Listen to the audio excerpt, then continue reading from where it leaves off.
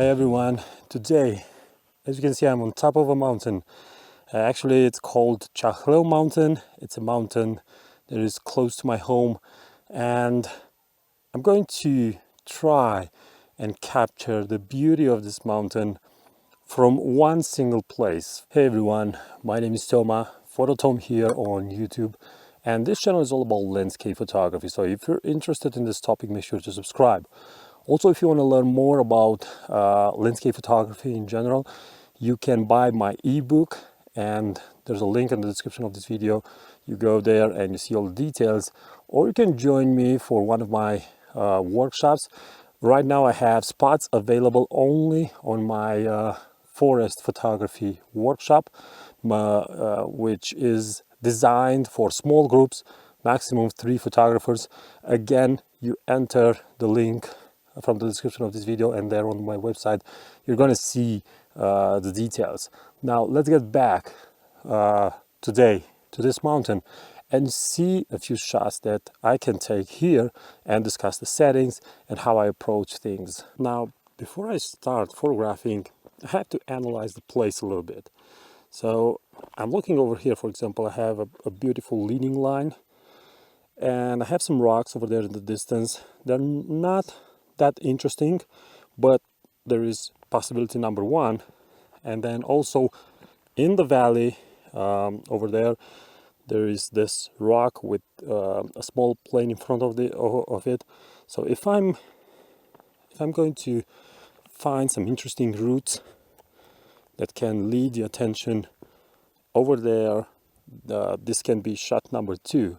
And finally I would have shot number 3 with this leading line leading to the mountain in the distance. And I also have to be extra careful because, as you can see, I'm sitting right on the edge.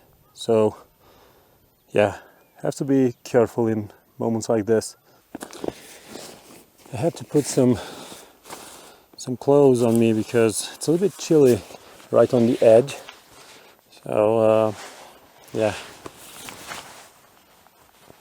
a good tip would be, it doesn't matter if you're going up the mountains in the summer, you always need to be prepared for cold weather, because on the mountain there is no way of telling what exactly you're going to find.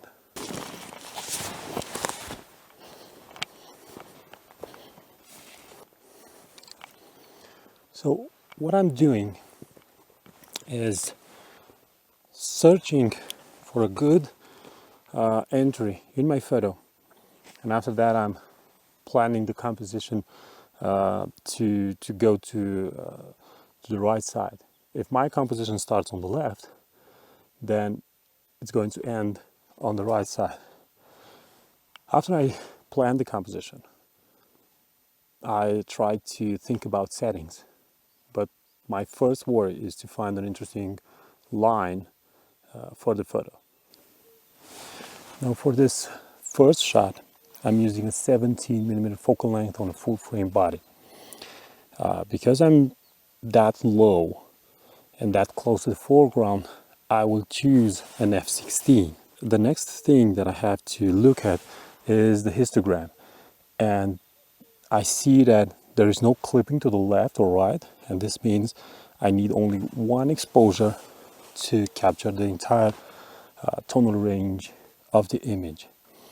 And now let's do the composing of the scene.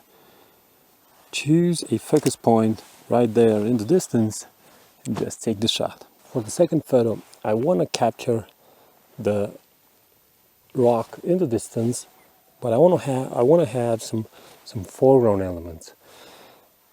I only have these roots to work with, but down there I saw some flowers, and I'm trying to position my camera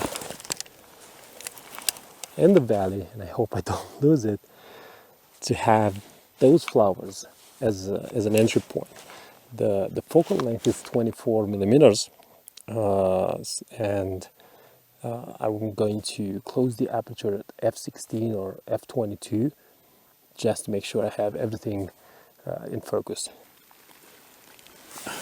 For this shot, I think a portrait framing works better because the foreground element, which is the flowers, are really small, and having the photo in a portrait format, I'm going to use the entire lower area of the image, and that entire area will be filled by those flowers.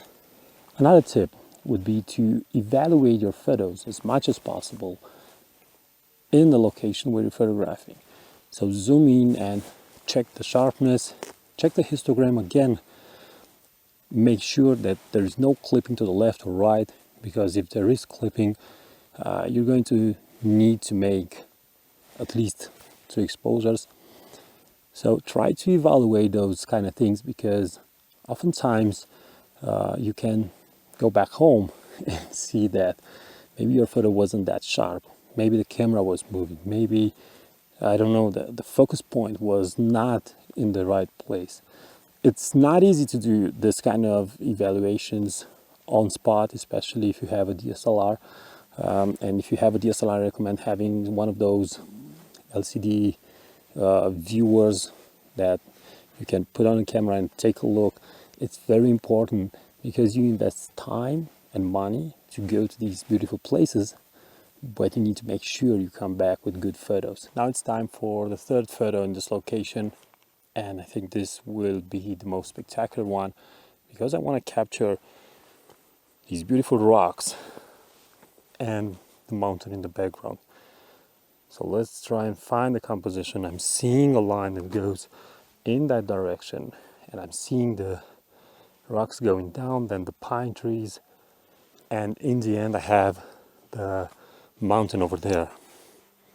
Let's check the histogram and see. Well, I'm going to need 2 exposures for this shot because it's not going to capture the entire tonal range in only one shot. So I'm going to do 2 exposures, one for the foreground and another one for the sky. And I will probably go with a portrait framing.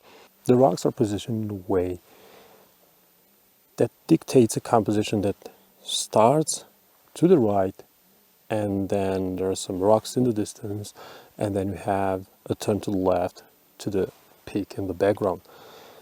You should always pay close attention to these kind of things because it can give a great dynamic to your photo. As I was sitting here, I saw an interesting framing now with this foreground element and the rock in the distance over there. So even if I was photographing a particular subject, I noticed something in a different direction, and I just photographed that. So a tip as a landscape photographer would be to be 360 degrees aware, because sometimes the most interesting thing, it's not happening in front of you. So that was it for today. I hope you found this video useful. Don't forget about my ebook or my workshops. Just keep on photographing until next time, because it's the only way that you can get better. Thanks for watching. Bye bye.